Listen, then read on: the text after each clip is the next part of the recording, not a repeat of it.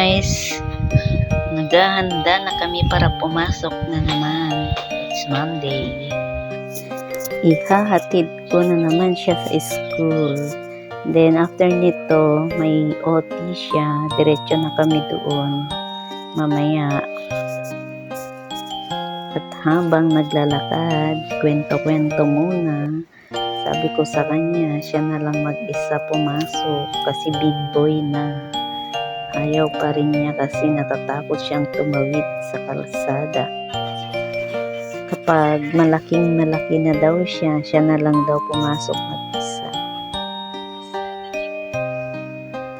At habang inaantay namin si teacher, nagtusok-tusok muna kami sa gilid ng siomai. Nagutom si Rohan Journey.